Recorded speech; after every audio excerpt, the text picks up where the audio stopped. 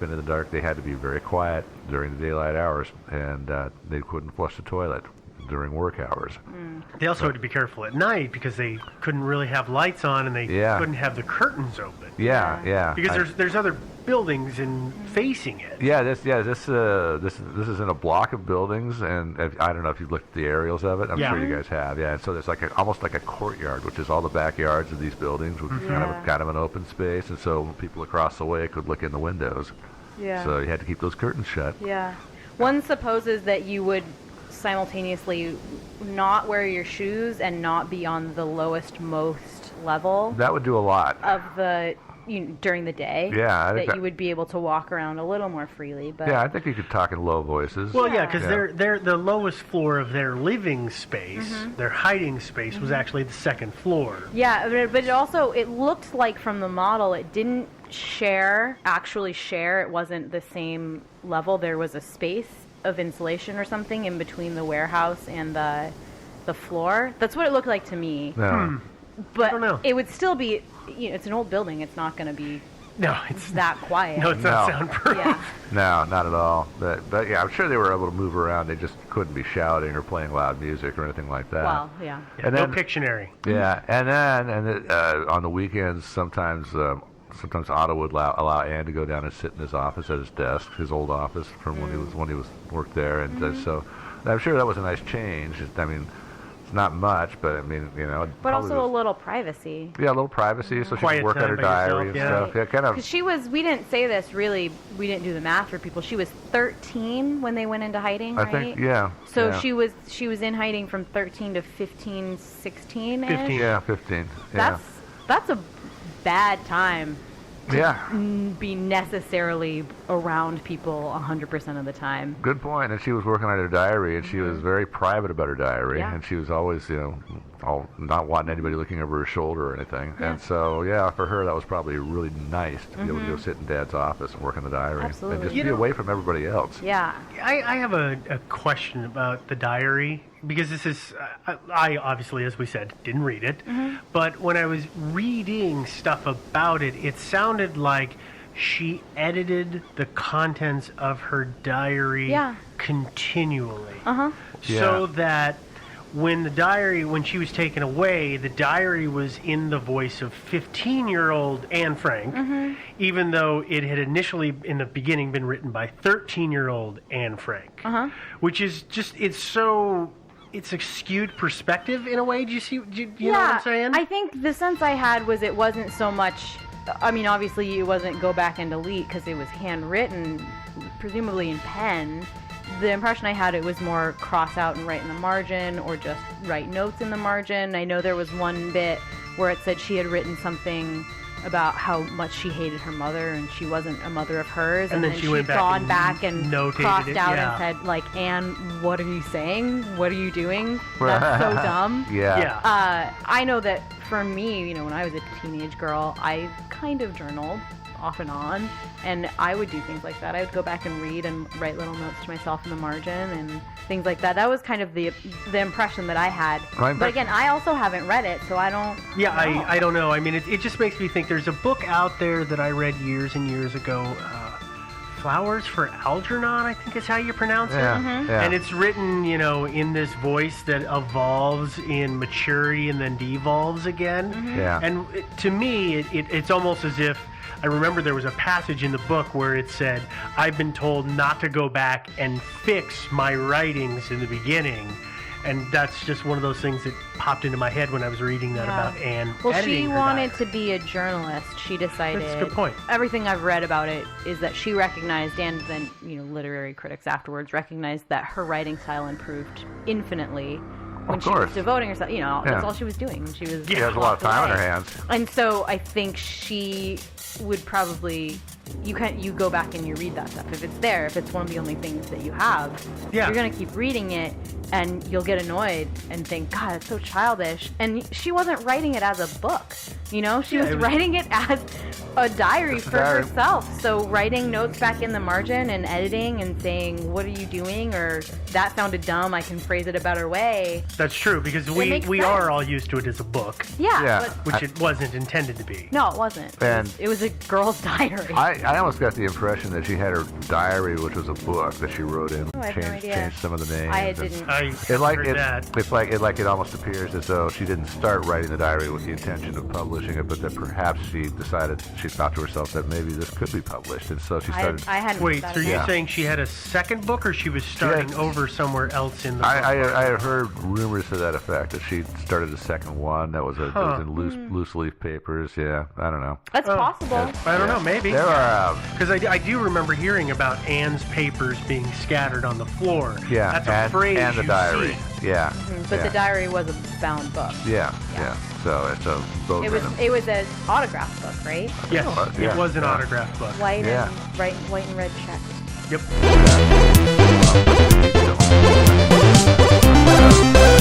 Yeah. Read the wiki, dude. Yeah, jeez, man. That's all we do. I know. No, that's not all we do. Make it very clear, we go further than Wikipedia. Yes, we do. Yeah. And by the way, if you want to investigate this mystery, there are a lot of websites out there. Oh my God, a lot of Anyway, websites. I'm sorry, we kind of... Oh yeah, we I strayed. derailed that. Sorry. Yeah, we strayed way off path here. To finish off the story before we plunge into the suspects here, the hiders stayed hid for 24 or 25 months until August 4th, 1944, when the Germans showed up and arrested them, and the rest, of course, is history. They were all sent to Auschwitz, where they mostly survived. But then in late 1944, Margot and Anne Frank were transferred to Bergen-Belsen. Their mother Edith stayed behind and starved to death in Auschwitz. And then in early 1945, there was a typhus epidemic in the Bergen-Belsen camp, and Margot and Anne both died. Edith died of starvation because Anne and Margot had scabies, and they weren't getting fed in their hospital, and so she was giving all her rations to them. Yeah, that's what I heard. Yeah, so that's they why were she shipped starved. off, and then she subsequently starved because there was no recovering from the amount of she'd just gone too long. And am I wrong in remembering that Anne and Margot were gonna get sent somewhere other than the camp that they went to, but because of the scabies, they were held back. Yeah, and they might. Yeah, okay. Yeah. But they were. Because this is obviously, if you can't figure out, scabies means it was a filthy environment. Oh, of course. Yeah. That's why they were. I mean, I think most everybody knows the conditions that the camps were. The place they were put when they had scabies had no electricity, and it was infested with rats. They said, "Oh, you have scabies? Okay, go in this building to recover," and it was just rat infested. Just worse. Darkness. Yeah. Fun times. Yeah. Man, this is a bad time in history. Oh yeah. This kind of stuff is going to continue to happen. I'm going to bravely predict it'll happen again. Yep. But there's a little controversy over her date of death. Some say mid-February, others say the end of March. But the most recent scholarship on the subject says she died about mid-February. Yeah. Which I honestly prefer. Yeah. I'd rather she died earlier and that it wasn't so heartbreakingly close to the liberation in, what was it, April 15th, 1945. If she died at the end of March, that's just heartbreaking. That's just 2 weeks away. Yeah. I know. Yeah. Really bad. So, So only Otto Frank survived out of all 8 people. Gosh. Yeah, so lucky for him, but he didn't have a lot to come home to. Apparently when he came home, he was very skinny. Yeah, I bet. Yeah, I bet. He moved in with I don't think anybody in concentration camps was fat. No, except for the guards. Well. Yeah. So he returned to Amsterdam and moved in with Miep and Jan Gies, and there I'm not sure exactly when he got back to Amsterdam, but he was awaiting word of Margot and Anne, and he finally got word in July of 1945 that they were dead. So apparently that was kind of a blow. He knew pretty early that Edith was dead, right? I think so, yeah. And I think it was right around that time that Miep pulled out the diary and the papers and gave them to him. And also, let me talk about the helpers just a little bit. Obviously, the 4 people there were taken into custody. Victor Kugler and Johannes Kleiman were arrested and sent off to prison camp. And Kugler was in the work camps almost until the end of the war, but he was being marched.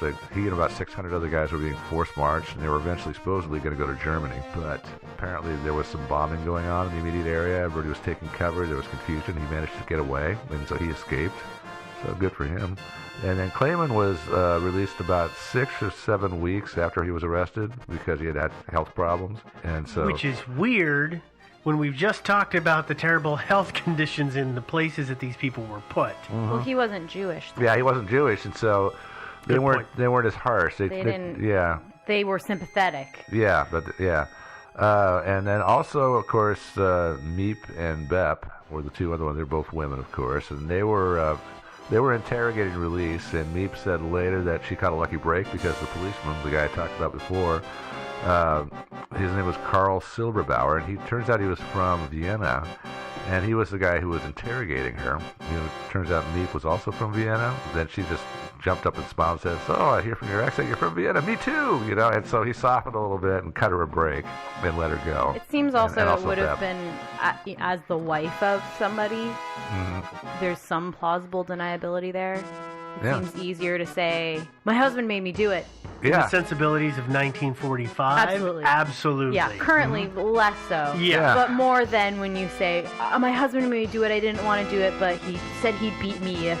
Something. And I'm from Vienna, and we're childhood friends, and blah, yeah, blah, blah, blah. I know. It's there's a little more plausible deniability there. Oh yeah. So anyway, so they went back to the annex the next day and gathered up some of the loose stuff, like the Anne's papers and the diary, and Meep kept those in a drawer. They read the diary. They decided it was pornographic, and they burned it. No. Weirdo. No, but they did say that if they had read it, didn't she say? Yeah. She said if I had read it, I would have burned it. She said that. Yeah, she didn't read it. She respected Anne's privacy. She was expecting actually Anne to survive because they all knew the war was close to end. She was expecting to see Anne again, and so she planned to give it back to her. But she did say that apparently, turns out it had the names of all the helpers, not just the. That's why she said she would have burned it. And so, because if the Germans had got a hold of it, then they would have been the whole show would have gone down. The plausible deniability goes away. Oh yeah. As soon as somebody says, "Oh, she's been going all these different places. It's great. She totally knows what's going on," then you're just kind of screwed. You're hosed, yeah. So I guess lucky for us, Meep didn't read the diary, and so it survived. In 1940, as I mentioned, there have been numerous investigations. 1948, 63, 86, 2003. Didn't the first investigation get launched because didn't Otto get the book put out in 47? Yeah, it came. Yeah, he got it published the first time in 1947. Is that correct? Yes, it was. Yeah, and so that's why I always got the feeling that the investigation in 48 was prompted because of the instant popularity of the book. Yeah, I think so. Yeah. And seems likely. And by the way, the one that was published in 48 was edited by Otto Frank because it had a few salacious bits in it, and so salacious. Yeah, a little bit. Because she kissed a boy, right? She talks about touching her genitals and stuff like that. I get really offended. This is when my feminism. Well, I mean, I think, this is when my kind of feminist flag flies. I get really, really upset when people talk about how offensive and pornographic it is because, it's totally fine to talk about dudes masturbating all the time, but as soon as a 15-year-old girl is like, I'm exploring my body a little bit, people are like, no, pornographic, that's awful, my kids cannot read it, it's awful, ban it, burn it, no. But, I just get so mad about it. But the thing about it is Otto Frank was her father, and probably he wanted to preserve her privacy. Absolutely, a little bit, I understand at that point, but that was very private recently, stuff. This has come up too, that schools have been giving their 14, 15, 16, 17-year-old kids the unedited version of Diary of a Young Girl, and parents are outraged because there's this little bit about Anne Frank discovering herself as a woman, and it's... Listen, if as a parent I don't have the balls to talk to my children about sex, then no book should take my place. Because you don't have balls. Yeah. It's fine. It doesn't exist if I don't tell them about it. That's right. Nah, they can learn about it from the internet. And they do. Oh, hell yeah, they do. But anyway, so I'm sorry. I'm sorry. But anyway, I just had to get really angry about that. Yeah, for anybody out there who didn't know, there's the unabridged version of it, which has got all these little details. It's totally pornographic, you guys. It's totally porn, Probably like 5 pages longer. Probably. Yeah, I don't think he cut...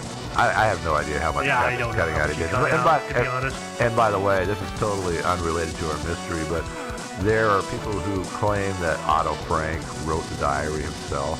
I mean, it's a fake diary. There are people who claim that the whole thing was a complete fake and a hoax, and there have been lawsuits over this and all kinds of back and forth. Silly. There's lots of handwriting experts have confirmed that Anne wrote it, and I mean, so obviously she did. But there's still people out there trying to claim that it's all just a fake and it's fiction. Just like 9/11 was an inside job. Oh, but let's be fair, even if it is fiction, still a very compelling, interesting story that's important for people to read. Oh yeah. Even though I'm probably never going to read it myself. No. But and now that I know the bare bones of the story. So that's enough. I get it. I know what I get the lesson there. You know, we shouldn't dump on each other. You know? Yeah. Shouldn't Be kind to each other. Don't be excellent Nazis. to each other. You know. Yeah. Don't gas the Jews. Yeah. That kind of stuff. You know. More normal stuff. Yeah. The stuff they teach you in citizenship back in school. Normally. Yeah. They don't have that course anymore, just so you know. Yeah. Well, let's talk a little bit about some of the suspects That could have ratted them out. That could have think on. Yeah. So is this basically our theory section then? Yeah. Okay. Okay. These guys are in no particular order. Actually, our second suspect was actually the popular suspect first in 1948 and 63, and then. He's falling out of favor.